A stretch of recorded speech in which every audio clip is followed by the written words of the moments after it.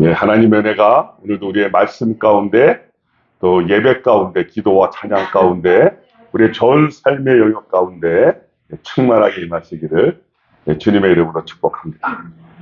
예, 저는 오늘 사도행전 8장 1절로 4절 말씀을 통해서 스데반 순교의 후폭풍, 스데반 순교의 후폭풍이란 제목으로 같이 또 말씀 나누는 시간 가지기를 원합니다. 여러분, 종교개혁이 있었잖아요. 근데 그 종교개혁 이전에 한 14세기에 개혁자가 한 명 있었습니다.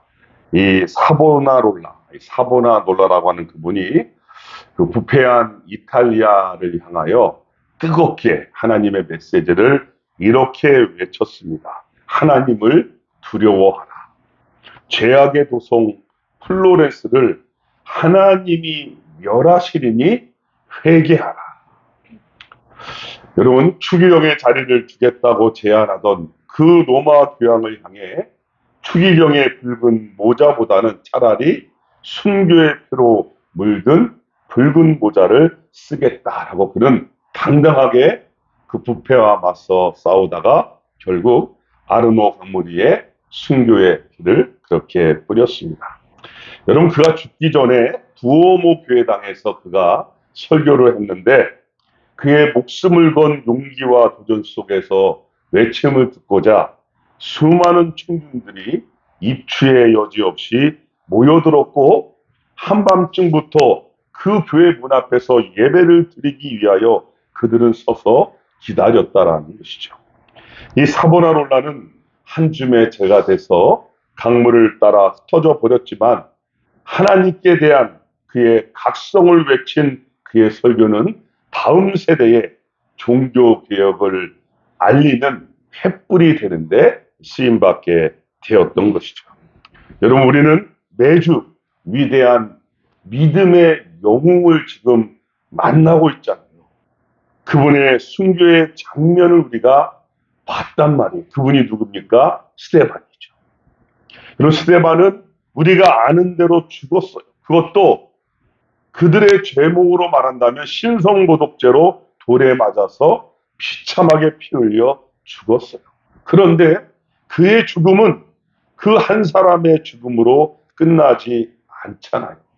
한마디로 초기 기독교를 무너뜨리는 첫 단추가 열리게 된 것이죠. 그래서 스데반의 죽음과 함께 마치 기다렸다는 듯이 이 성난 유대인들이 하나님의 이름으로 이제 그리스도인들을 박해하기 시작을 한 거예요. 이게 1절 말씀 시작입니다. 우리 1절 보시죠. 시작. 사울은 그가 죽임당함을 마땅히 여기더라. 그날에 예루살렘에 있는 교회에 큰 박해가 있어 사도 외에는 다 유대와 사마리아 모든 땅으로 흩어지니라. 아멘. 여러분, 스데반 죽음 이후에 후폭풍이 지금 발생하고 있잖아요. 뭐가 일어났다고요? 박해가 일어났어요. 그런데 오늘 성경에 보면 그냥 박해가 아니라 큰 박해가 일어났다라고 말해요. 이 크다라고 하는 단어의 헬라어는 메가스라는 단어였어요. 메가스. 우리 메가커피 먹으듯이 메가스라는 단어 쓰잖아요. 영어로 말하면 뭐 그레이트라고도 볼 수 있겠죠. 그러니까 박해가 얼마나 심했는지를 단적으로 보여주기 위해서 큰이라고 하는 메가스라는 단어를 쓰고 있는 것이죠. 여러분, 이것은 이 땅을 살아가는 우리 그리스도인들에게 주시는 중요한 교훈이 있는 거죠. 그것이 뭐냐면, 여러분, 우리의 삶에는, 우리 그리스도인의 삶은 실전이라는 거예요. 우리의 삶은요, 예행 연습이라는 게 없어요. 그렇기 때문에 우리가 믿음으로 이 땅에 그리스도인으로 살아갈 때 정말 우리가 알 수 없는 상황들, 고통들, 문제들이 나 이제 갈게 이렇게 닥치는 게 아니라 예고 없이 다양한 모습으로 찾아올 수밖에 없다는 사실이에요. 뜻하지 않은 사건, 사고들이 이곳저곳에서 끊임없이 터져나올 수밖에 없는 실제가 우리 그리스도인의 삶이다라는 것입니다. 여러분, 그런데 성경을 보면 그런 가운데 있는 우리를 향하여 뭐라고 말하냐면 염려하거나 두려워하거나 걱정하거나 근심하라가 아니라는, 그런 가운데 있는 우리를 향하여 성경이 뭐라고 말하냐면 오직 한 단어를 말하고 있죠. 그러므로 깨어 있으라. 우리 보고 깨어 있으라고 말해요. 그렇죠? 이 깨어 있으라의 원어 그레고레오는 정신을 차리고 더 주의를 기울이는 것을 말하는 거예요. 그 말이 뭡니까? 우리가 문제와 상황과 실전으로 살아갈 때에 닥쳐오는 상황 속에서 늘 주님과 나와의 관계를 점검하라는 거예요. 나의 예배 생활은 어떤지, 나의 기도 생활은 어떤지. 여러분, 그래야만이 언제 어떤 일이 닥칠지 모르는 세상에서 우리가 믿음으로 승리할 수 있다는 것을 가르쳐 주는 것이죠. 오늘 본문이 그런 상황 아닙니까? 갑작스러운 박해, 그것도 큰 박해가 지금 몰아닥친 거예요. 이 상황 속에서 그들은 어쩔 수 없는 선택을 할 수밖에 없잖아요. 오늘 두 부류의 선택이 나오죠. 1절 다시 한번 봐보세요. 1절입니다. 시작. 사울은 그가 죽임당함을 마땅히 여기더라. 그날에 예루살렘에 있는 교회에 큰 박해가 있어 사도 외에는 다 유대와 사마리아 모든 땅으로 흩어지니라. 아멘. 오늘 첫 번째 부류가 등장하는데 그들은 사도들이 등장하고 있죠. 여러분, 사도들은 그 박해 속에서 오늘 본문에 보니까 예루살렘에 남았어요. 남기로 결정을 한 거죠. 왜 그럴까요? 그들은 그런 생각을 했을 거예요. 우리가 교회를 지켜야 한다. 여러분, 지금 예루살렘 교회는요, 우리가 알잖아요. 한 번에 3,000명이 회개하고 돌아왔죠. 또 5,000명이 주님께로 돌아왔죠. 나눔과 섬김과 치유와 회복이 있는 살아있는 예배 공동체였죠. 그렇죠? 가난한 사람이 한 사람도 없을 정도로 진정한 사랑의 공동체였죠. 각 사람의 필요를 채워주는 나눔의 공동체였죠. 그러니까 이 아름다운 공동체를 버리고 박해가 왔다고 도망간다? 적어도 사도들은 그렇게 할 수가 없다라고 생각을 한 거죠. 그러니까 자신들이 예루살렘에 남아있겠다. 죽으면 죽으리다. 일사각오의 신앙으로 남아있는 것이죠. 여러분, 그런데 정반대의 또 한 사람이 등장하죠. 그 사람은 스데반의 죽음을 시작으로 기독교 박해의 최고의 선봉장에 섰던 인물 누굽니까? 사울. 물론 나중에 그가 사도 바울로 바뀌지만 그가 예수님을 만나기 전의 모습이 어떤 모습인지를 성경은 우리에게 보여주고 있는 거예요.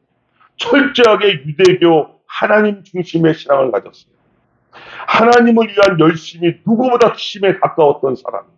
그의 눈에 보이는 예수쟁이들은, 그리스도인들은 이단들이에요. 그들을 가만히 뒀다가는 안 된다고 생각을 한 것이죠. 어떻게든 처단해야 할, 뿌리 뽑아야 할 하나님의 사명을 자기가 가졌다라고 그렇게 생각을 하고 있는 것이죠. 그래서 그는 하나님을 위하여 생명을 걸고 자기가 정죄하고 유대교가 정죄한 그리스도인들을 없애려고 자기의 생명을 걸었어요. 그래서 오늘 3절에 보면 뭐라고 시작되고 있는지 아십니까? 우리 3절 말씀 보세요. 시작. 사울이 교회를 잔멸할세 각 집에 들어가 남녀를 끌어다가 옥에 넘기니라. 오늘 3절에 보니까 그래서 이 사울은요, 교회를 어떻게 했다고요? 잔멸할세. 이 잔멸하다의 원어 리마이노마이.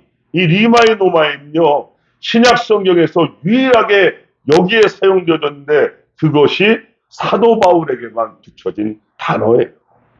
그러니까 아주 잔악하고 아주 사나운 핍박자로서의 사울의 모습이 어땠는지를 유일하게 그 단어로 지금 표현하고자 했던 것이죠. 여러분, 그가 유대교의 하나님을 얼마나 사랑했는지를 보여주는 단어 아니에요. 그도 일사각오였어요. 여러분, 그러니까 지금 예루살렘에는 어떤 모습입니까? 예루살렘 교회를 지키겠다는 사도들의 일사각오의 신앙과 또 그 교회를 파괴하고 말겠다는 사울의 일사각오가 지금 만나고 있는 거예요. 근데 중요한 건 뭐죠? 중요한 것은 둘 다 포인트가 지금 잘못 향하고 있다는 거죠. 여러분, 사도들은 예루살렘을 지키는 것이 하나님의 뜻으로 알고 있었어요. 그래서 그들은 목숨을 걸고 남았잖아요. 근데 우리는 알고 있지 않습니까? 그것은 하나님의 뜻을 잘못 해석하고 있는 거죠. 왜 주님은 이미 사도들에게 말씀했잖아요. 부활 승천하시면서 뭐라고 말씀하셨죠? 그러므로 너희는 가서 모든 족속으로 제자를 삼아 아버지와 아들과 성령의 이름으로 세례를 주라고 그레이트 커미션이라고 대위임령을 주셨단 말이에요. 마가복음 16장 15절에도 보면 너희는 온 천하에 다니며, 예루살렘이 아니라 온 천하에 다니며 만민에게 복음을 전파하라고 이미 말씀을 하셨단 말이에요. 누가복음 마지막 장 24장 17절에 봐도 또 그의 이름으로 제사함을 받게 하는 회개가 예루살렘에서 시작하여 모든 족속에게 전파될 것이 기록되었으니 너희가 이 모든 일의 증인이다. 여러분, 성경 말씀은 이미 끊임없이 사도들이 어떻게 하는 것이 하나님의 뜻인지를 다 말하고 있잖아요. 그 사도행전 1장 8절에 우리가 봤듯이 오직 성령이 너에게 임하시면 너희가 뭘 받아요? 권능을 받고, 권능을 받으면 예루살렘에 머무는 게 아니라 예루살렘과, 그죠? 사마리아와 온 유대와 땅까지 이르러 내 증인이 되리라. 이미 다 주님이 말씀하셨단 말이에요. 여러분, 주님은 사도들이 무엇을 해야 할지 계속해서 말씀해 주셨어요. 그것이 하나님의 뜻이었잖아요. 그 뜻이 뭡니까? 예루살렘에서 땅끝까지 나아가는 것이었죠. 그런데 그들은 놓쳤어요. 왜 그랬을까요? 여러분, 그래서 우리의 중요한 교훈을 말씀하시고자 하는 거 아닐까요? 그건 다른 게 아닙니다, 여러분. 교회관을 바르게 정립하는 것이 중요함을 우리에게 가르쳐 주는 거예요. 여러분, 베드로와 다른 사도들은 눈에 보이는 그 건물, 교회와 장소에 지금 치중되어 있었어요. 그럼 그도 그럴 것이 오순절 성령의 대강림이 일어난 곳이죠. 예루살렘 성전에는요, 안진뱅이도 일어났죠. 회개 역사가 일어난 곳이에요. 그러니까 정말이지, 박해만 없었다면 그보다 좋은 것은 없을 정도로 천국과 같은 곳 아니었습니까? 또 성도들은 만나면 너무 기쁘고 은혜와 사랑을 나누고, 여러분, 그런 곳이 어디 있겠어요? 그러니까 이 소나기를 피한 뒤에 다시 하면 된다라고 그렇게 생각할 수밖에 없었던 것이죠. 여러분, 그런 거예요. 사도들은 자기들의 생각에다가 하나님의 뜻을 맞춰버린 거예요. 그리고 그것을 하나님의 뜻이다라고 그렇게 여기게 된 것이죠. 여러분, 그런데 성경이 말하는 진정한 교회는 뭘까요? 성경이 말하는 진정한 교회는 건물을 말하고 있지 않지요.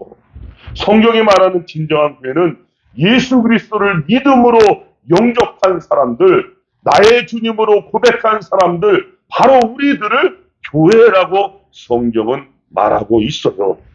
그런 우리들이 모이는 것이 바로 지역교회가 되는 것이죠. 여러분, 그래서 우리가 가는 곳이 바로 하나님의 교회가 되는 거 아니겠습니까? 교회의 주체는 건물이 아니라 바로 여러분들이 교회의 주체임을 성경은 이미 우리에게 말하고 있는 거예요. 여러분, 양주명성교회가 있기 때문에 여러분이 있는 것이 아니라 여러분들이 계시기 때문에 양주명성교회가 있는 거예요. 이 건물은 언제든지 다른 용도로 바뀔 수가 있잖아요. 여러분, 그런 의미에서 볼 때 이 로컬 교회는요, 사실은 재산이 없을수록 더 좋은 교회예요. 그죠? 더 좋은 교회. 교회의 재산은요, 다 생명을 살리고 또 다른 교회들이 생겨날 수 있도록 계속해서 흘려보내야 되는 거죠. 그것이 생명의 통로로서의 교회의 진정한 역할이 될 줄로 믿습니다. 여러분, 미국이나 영국 다녀오신 분들 얘기 들었죠? 거기 가면 어떤 일이 벌어집니까? 그 화려했던 교회들이요, 지금은 다 뭐가 돼버렸어요? 관광 코스가 돼버렸어요. 여러분, 정말 하나님께서 그걸 기뻐하신다고 생각하십니까? 교회가 오래 존재하는 것보다 더 중요한 것은 정말 하나님의 뜻을 위하여, 하나님을 위하여 쓰임받고 있느냐라는 거 아니겠어요? 여러분, 이 시대는 특별히 그래서 이 교회론을 바르게 정립해야 되는 거예요. 큰 교회 다닌다고 자랑하는 사람들을 만나면 이 얼마나 불쌍합니까? 이 얼마나 어리석은 사람이에요. 작은 교회 다닌다고 또 주눅 드는 사람들도 있어요. 위축되는 사람들도 있어요. 이 얼마나 어리석은 겁니까? 얼마나 속고 있는 거예요. 교회는 우리 자신인 것을 아는 사람은 우리의 관심은 어디에 있습니까? 오직 주님과 나와 우리와의 관계에 있는 거죠. 내가 오늘 하나님의 말씀대로 살려고 몸부림치고 있는가? 오늘 나의 삶의 현장에서 내가 예수님과 동행하고 있는가? 내가 부름받은 교회로서 살아가고 있는가? 여러분 여기서를 바라봐야죠. 진정한 교회로서 우리 양주명성교회를 만들어가는 우리 모두가 되시기를 주님의 이름으로 축복합니다. 오늘 여러분 팟캐스트에서 나타난 첫 번째 부류가 사도들이었다면 오늘 두 번째 부류가 나타나고 있죠. 무명의 그리스도인들이 나타나고 있잖아요. 여러분 물론 다음 주에 그 대표적인 한 사람의 이름이 등장하겠지만 그 수많은 초대교회 공동체의 성도님들 그들을 가르쳐 성경은 뭐라고 말하는가? 4절 보시죠. 4절. 오늘 또 등장하고 있는 또 다른 부류 4절입니다. 시작. 흩어진 사람들이 두루 다니며 복음의 말씀을 전할세. 아멘. 그들을 성경은 뭐라고 말하냐면 흩어진 사람들. 흩어진 사람들이라고 말해요. 여러분 이들이 주인공이죠. 왜 그럴까요? 겉으로 보면 이들은 비겁자처럼 보일 수 있어요. 아니 끝까지 남아서 예루살렘에서 순교해야지 그깟 박해를 피해서 도망쳐 말도 안 돼 배신자야 오해를 살 수도 있지요. 사실 이들 가운데 정말 그 박해의 두려움을 피해서 도망친 사람도 있을 거예요. 왜요? 살아야 하니까. 우선 살고 봐야 되니까. 여러분 그런데 그들의 삶을 보면 오늘 성경이 증거하고 있지 않습니까? 그들이 도망치는 와중에 흩어지는 와중에 그들이 뭐하고 있다고 말하죠? 성경은 뭐니며 말씀은 두루 다니며 복음의 말씀을 전할세. 여기에 포인트가 있는 거예요. 흩어진 자들이 지금 뭐하고 있다고요? 복음의 말씀을 전하고 있다는 사실이에요. 여러분 이것을 우리에게 너무나 중요한 교훈을 지금 가르쳐주고자 하는 거예요. 하나님의 약속의 말씀은 계속 진행되어져 가고 있다는 사실을 잊지 말라는 것이죠. 여러분 하나님께서는 그 무명의 이름도 없는 흩어진 자들 그러나 성령님이 임하고 권능을 받은 그 그리스도인 한마디로 말하면 우리들 교회들을 통해서 오늘도 사도행전의 역사를 써내려가고 계신다는 그 사실을 잊지 말라고 가르쳐주는 거예요. 오직 성령이 너에게 임하시면 너희가 권능을 받고 예루살렘과 온 유대와 사마리아와 땅끝까지 이르러 내 증인이 되리라. 여러분 그 흩어진 자들은 사도들이 아니었죠.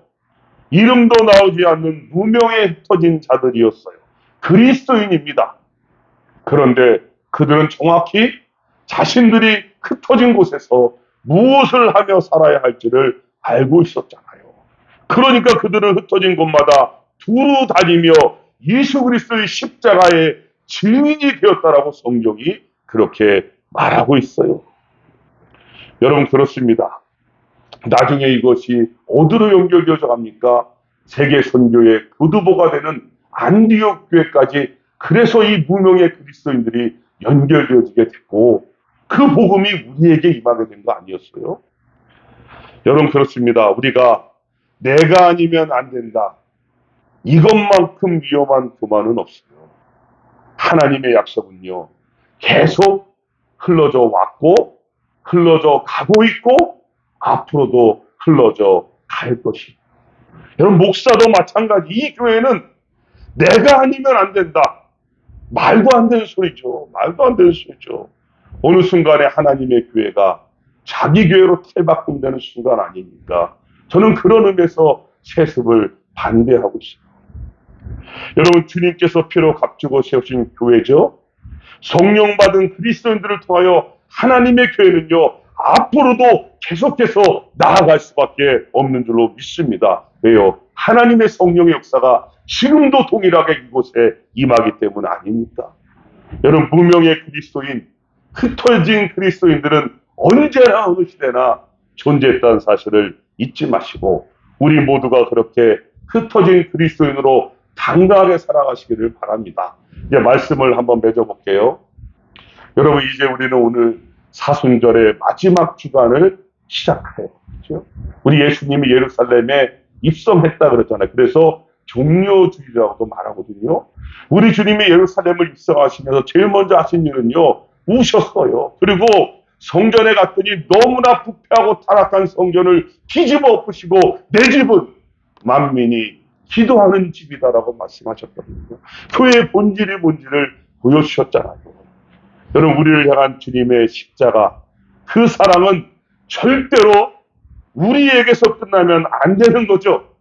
오늘 본문의 용어로 말하면 흩어짐. 이 흩어짐은 디아스포라라고 하죠. 디아스포라, 수동태를 쓰고 있죠. 수동태를 쓰고 있죠. 그 말은 뭐냐면 지금 이 순간 바로 이곳이 내 인생에서 가장 중요한 곳이에요. 다른 생각하지 마세요.